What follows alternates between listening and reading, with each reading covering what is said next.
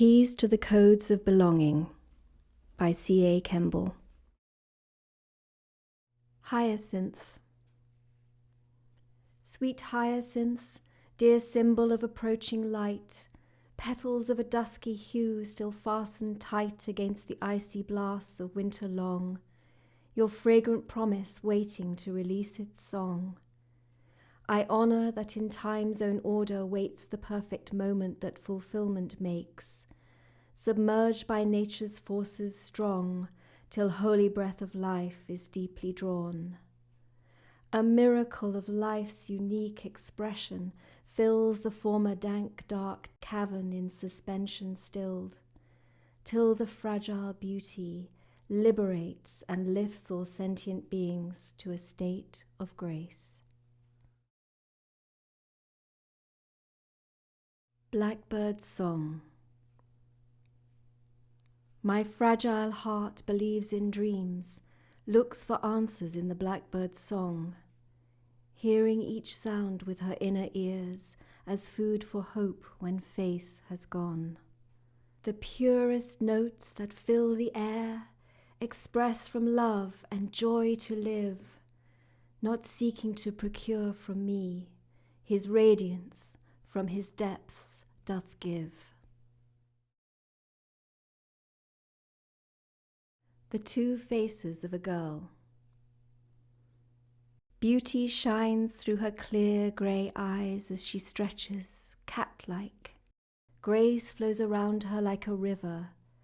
Slowly she moves to the rhythm of the song on the radio, effortlessly dancing and singing as she hears the beat which inspires and fires the deep sense of music in her soul.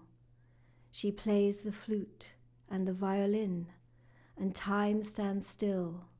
She is here, yet not here, creating sounds, transforming notes into beauty which becomes her. Aloof and cool, she casts an ice-cold glance in my direction, freezing my very being in a momentary dark mood. Cool grey eyes give nothing away, the spark diminished by the mask which shuts down her face, as she thinks of who knows what. Does she love anyone or anything? Preferring to remain apart, alone, strong in her enigmatic glass case, the little golden girl who made me pictures of cats and flowers, which gladdened my heart. Are you still there? I wish I knew.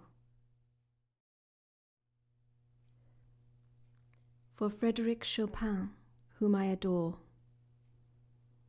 Notes sound as though poised between silence and tumultuous perfection, tumbling into the ether which soaks them up like honey. Unimaginable pointlessness for God to create time and space to not contain these myriads of rainbows. Luminosity behind huge dark nimbus, cumulus.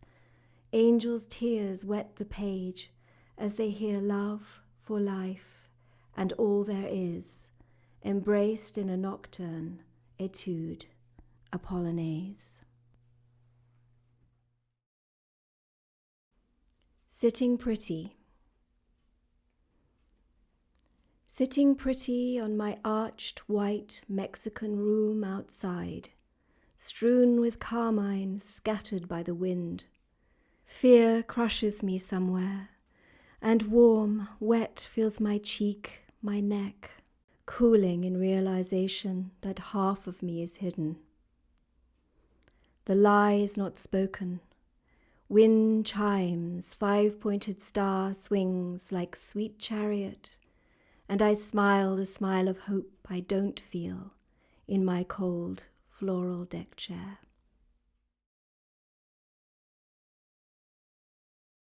The Druid of Bowen Island. In long flowing cloak of silence, he climbed the gentle slopes. His deep senses stirring among the layers of green wilderness, head bowed in reverence at the wonder of domed, bejeweled halls which house the humble spider, the glamour unseen by most mortal eyes. Nature's tangled labyrinth followed he, till winding path gave way to treed cathedral open to the sky. Soft light flooded forest floor, passing through his soul to ground. Overcome by passion to immortalize a space where heaven kissed the earth, to create a portal sacred and divine, he found each sentinel who had offered to the universe his service, and one by one the 8 he placed around. The wise they came from east, south, north, and west, from riverbed deep buried and from hearth. They brought their silent messages of hope, contributing their uniqueness to the whole at rest. Thank God for those who dwell now here on earth, remembering who they are to bring to us, who, lost in life's descending spiral of what's real, reach out our hands like drowning men, to plead for life and freedom from the void.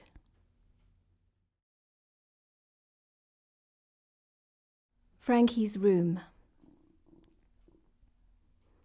Cool green walls surround me, hefty presence of old books smelling of the past, which is brushed away by the breeze, warm with undertones of cool which slides in from the garden and stirs the pink and white shawl which drapes the chair, stirring memories of she who wore it once, whose family adorn the room and stare at me in black and white permanence. I feel you here.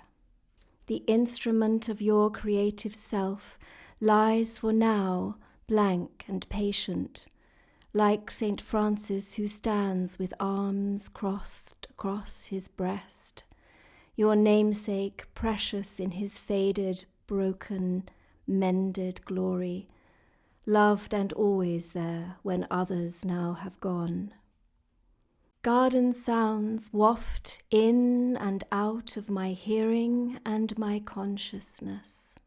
I feel in the stillness of this velvet-curtained cocoon in time and space the promise of all that is past and all that is now and all that lies before is waiting to meet for an instant, sparked by a thought, strengthened by intent, which forms the seeds from which creation grows. Eternally bound by love, for Modigliani and his Jean. A moment of love is worth a lifetime of pain. To see heaven in the eyes of your beloved, to feel the glory of an angel's touch, and to hear eternal music as they speak your name. When lips touch, your words are silent, but deeper than the earth's core. With breath, inhale the sweetest scent of all, the reflection of your soul in human form.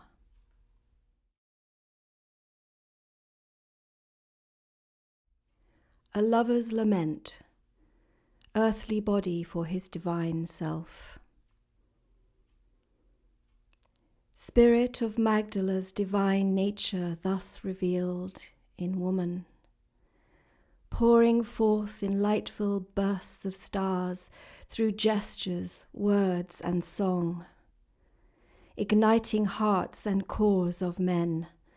Sweet harlot of the spirit, lay with me, so my flesh may know fulfillment, and my dark cavern be illumined by thy infinite bright flame.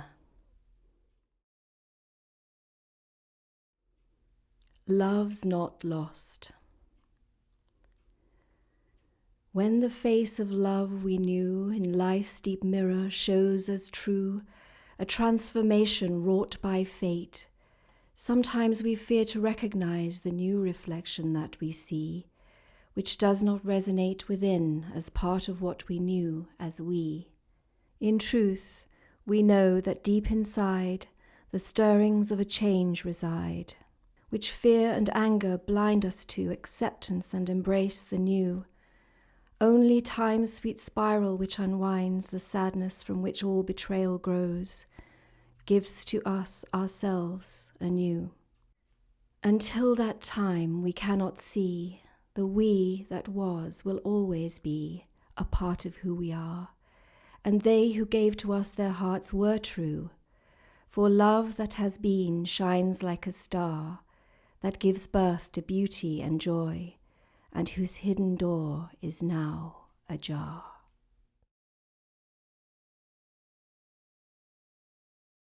I have to hear this one in my head. I have to hear the tango in my head. Mm-hmm. The tango. Life is a dance.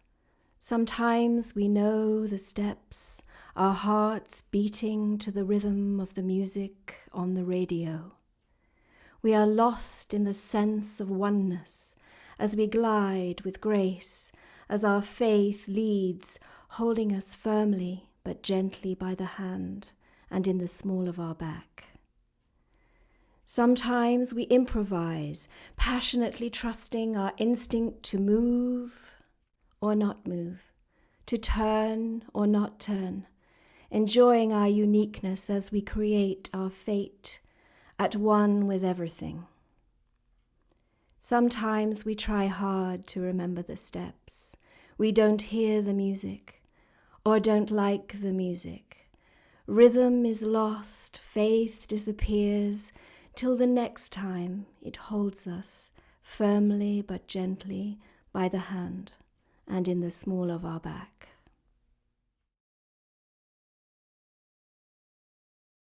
Creation.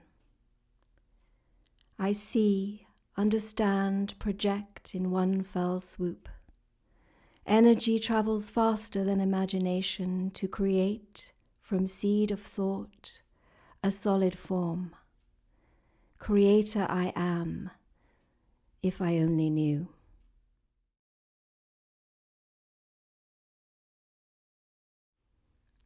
The Magician. Measureless gentleness contained within the man whose strength mends broken cars and hearts, creates groups of words, selects, feels, draws to him letters becoming words, revealing truth and beauty as they form. Intrinsic sensuality in his long, slow gaze which melts my heart, my soul follows, creating love from love. Close, closer, drawing me into safety, becoming whole, allowing me to be beautiful.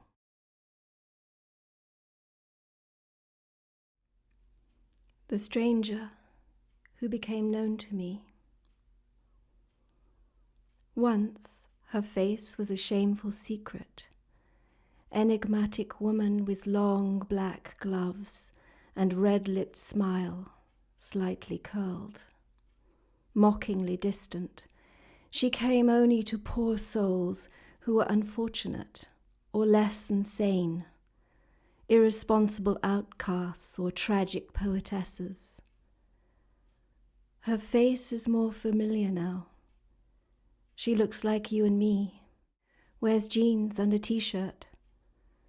I know her scent as she passes through my dark night, and I see she knows me too. She visited me yesterday, sat like a cold, hard stone in my insides, then brushed my cheek with the hope of peace eternal, and her velvet black cloak promising oblivion, freedom. Once her face was the face of a stranger, but once known can never be unknown. All I can hope is that she never becomes mundane, but a silent reminder of life and choice and the fine space in between.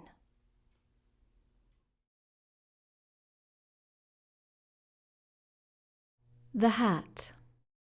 In haste, I tread my anxious path, gleaning facile treasures from each haven of material excess, fountains of audible sterility assaulting my senses, making me dizzy.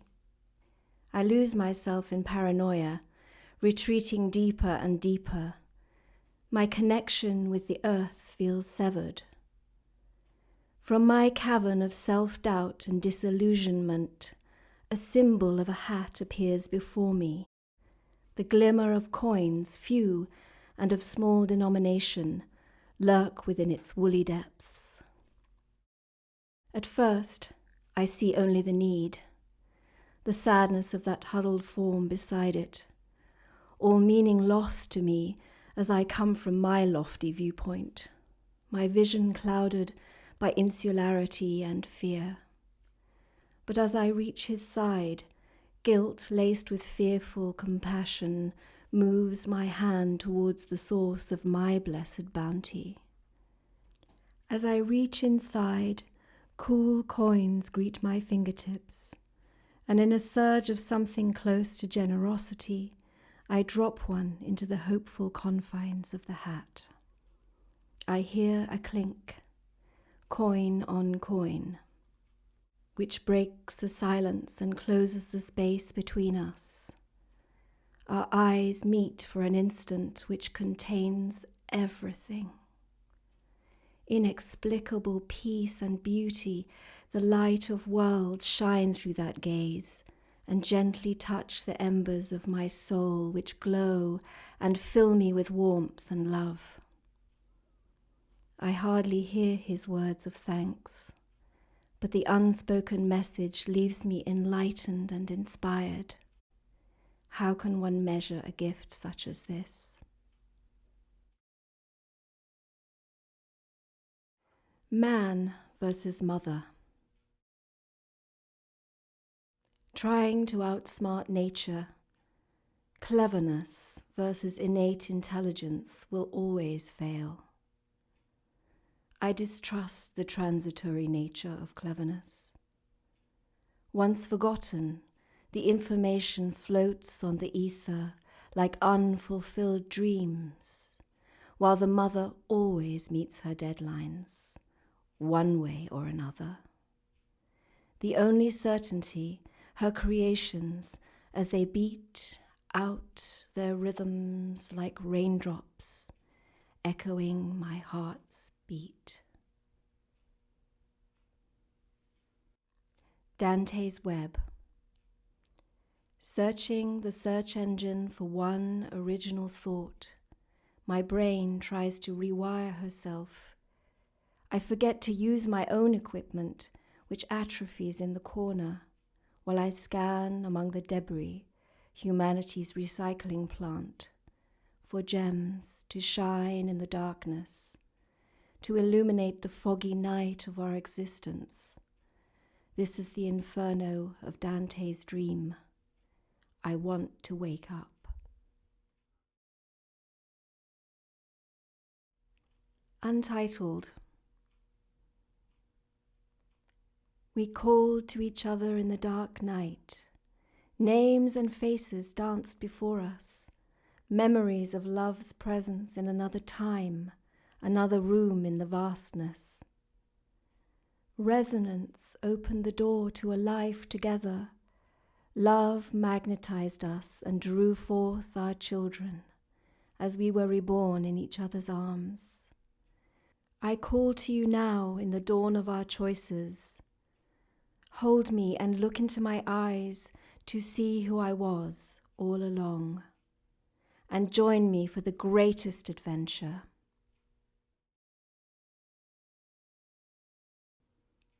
For Anne. It is hard to imagine a life that does not contain your gentle presence, so I will not try. Your steadfast love lives on in your family, and radiates beyond space and time to embrace us who remain. Your grace flows around us like a river whose memory does not fade, but enriches us forever. Our love follows you to where you rest. Our grateful hearts, though tender, know we have been blessed. A Hymn to the Earth. Solstice 2015. The unfamiliar doorway opens wide. I fear, yet cannot halt my step inside, for passion is far greater than my fear, and heart, not mind, assures the way is clear. New gods are born in age of Pisces wake. Though tame and gentle gods no more do I create, but avatars of change who work with me to forge a daily life when I am free to be myself, remember who I am, for realignment with my master plan, to create with love in all I do, my breath, my heart, in tune with nature and with you.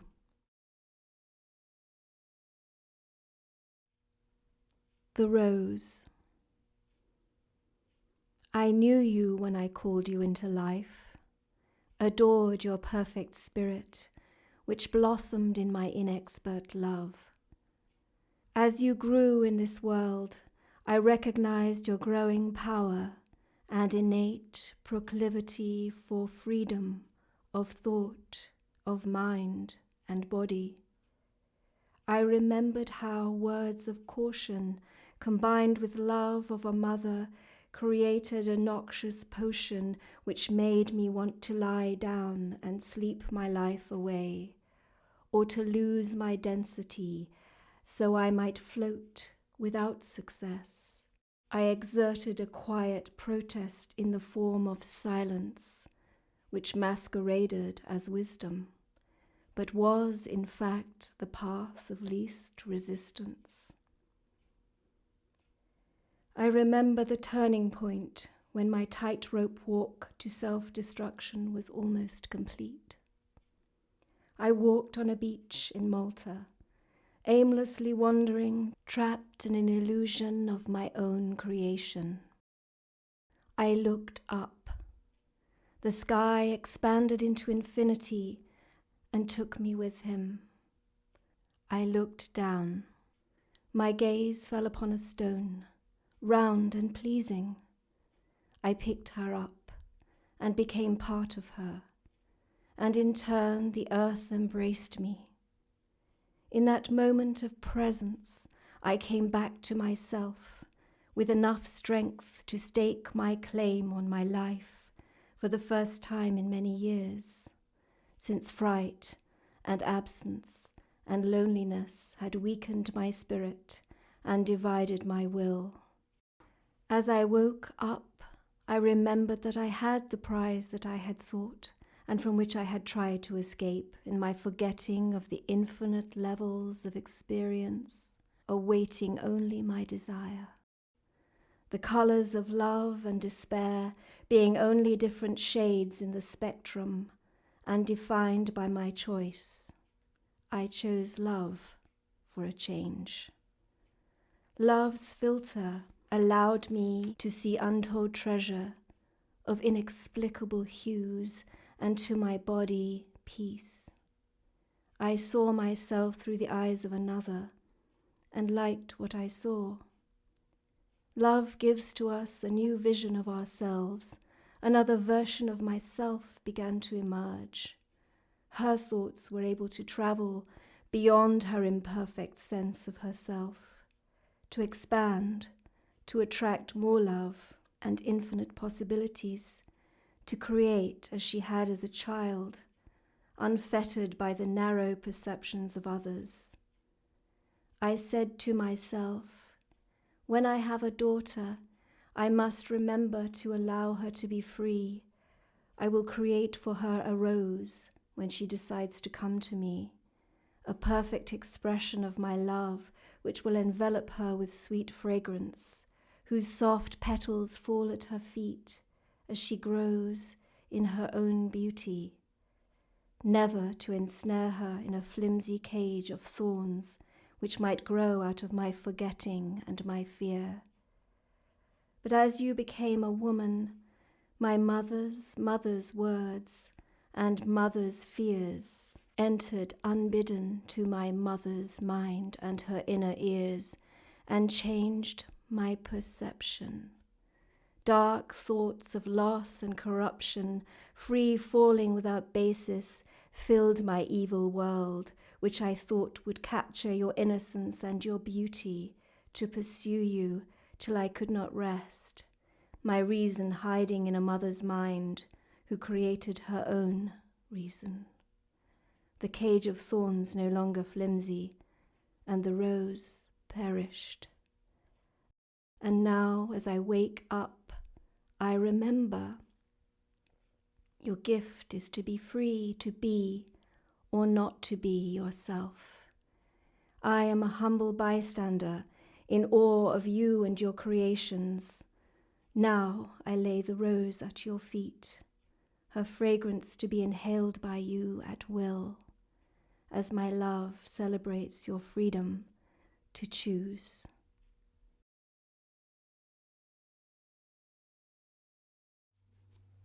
Gemini Moon. Heaven warms my back as I walk over old territory. I feel your blessing, disguised as a thorn in my side which I cannot remove. As the snow clouds part to reveal your luminous presence, a secret doorway in my mind appears around the next corner, offering a different choice. Your essence allows me to expand, to embrace the poles of light and dark, to meet the possibility of peace somewhere in between. My Libran heart yearns for balance as a path to peace, and I welcome Chiron's essence, whose pain seeps like ink in water, to show me my wounds once again. Aquarius appears on the horizon, as a new country as yet unexplored, and I will no longer spend my heart's span on echoes of suffering. Forgiveness will close the doorway. I will arise, my mind and soul ablaze, with passion for the moment, to bear my heart at any cost, and join with all on earth in love, for better or for worse, I'm here.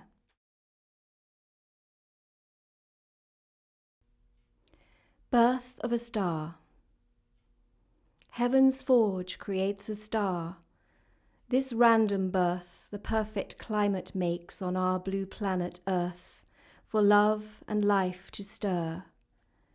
How beautifully the patterns show, how solar flares creating surges, bright expressions, match the river's swell and flow, to dance in synchrony.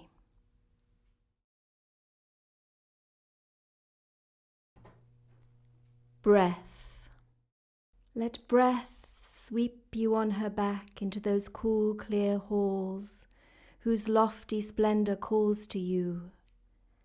Descend into magnificence and know you are home.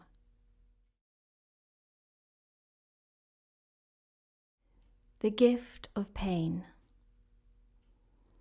I don't want to tell you of my pain, but to remind you about beauty, which lies just beneath and above all sorrow if we will perceive it.